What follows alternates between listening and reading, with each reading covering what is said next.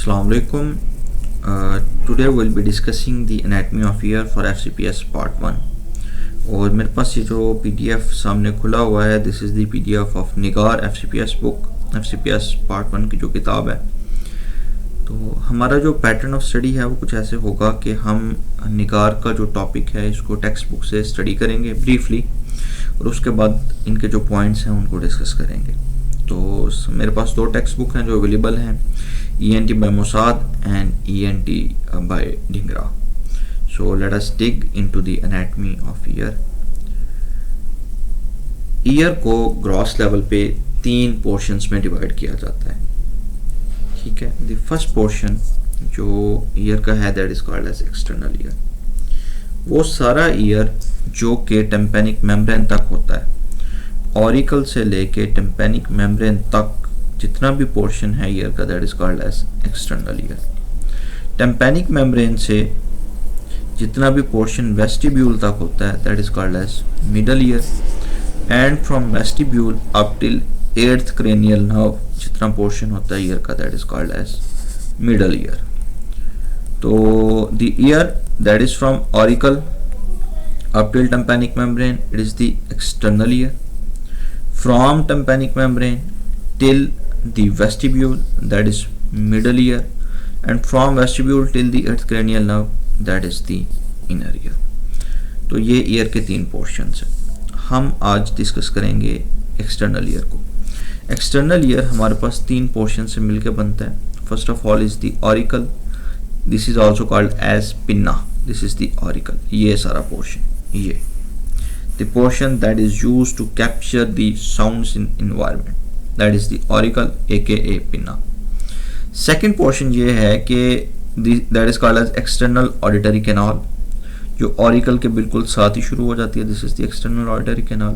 and the last portion is the tympanic membrane, जिसने जो sounds हैं वो sounds जो auricle ने capture की, external auditory canal से travel की और tympanic membrane तक आई, इन sounds को आगे middle ear तक transmit करना होता है।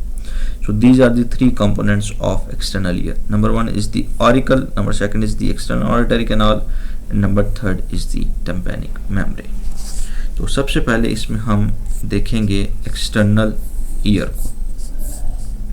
Now एक्सटर्नल ईयर का जो सबसे पहला कंपोनेंट है that is the auricle aka pinna.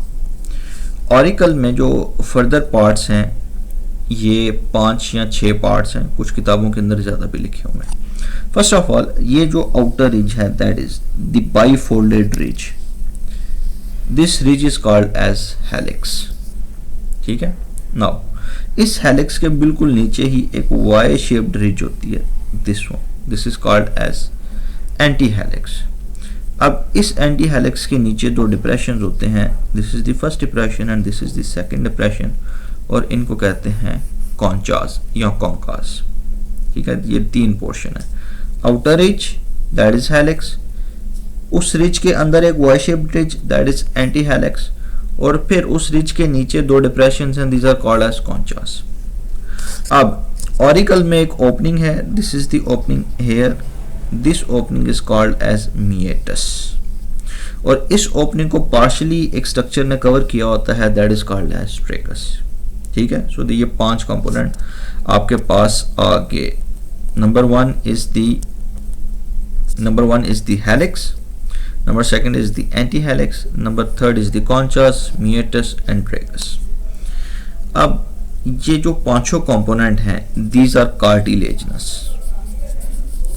इनके अंदर एक ही सिंगल किस्म का कार्टिलेज पाया जाता है, ठीक है। जबकि ये जो लास्ट वाला कंपोनेंट है lobule, this is non cartilaginous, इसके अंदर किसी किस्म का कार्टिलेज नहीं होता, ठीक है। This is simply a folding of a skin. तो ऑरिकल को अगर आपने डिवाइड करना है ब्रॉडली तो आप यूं डिवाइड कर सकते हो, there are the cartilaginous portions of the auricle and there are the non cartilaginous portion of the auricle. Cartilaginous portion में फिर helix, anti helix, concha, meatus, tragus आ जाएगा, और नॉन कार्टिलेजनस पोर्शन के अंदर लोब्यूल आ जाएगा, ठीक है। So that concludes the auricle. अब हम सिंपली जो निगार है, निगार को देखते हैं कि निगार ने अप टिल नाउ क्या क्या कहा है। First of all is the Okay. First of all, year is divided into external year, middle year and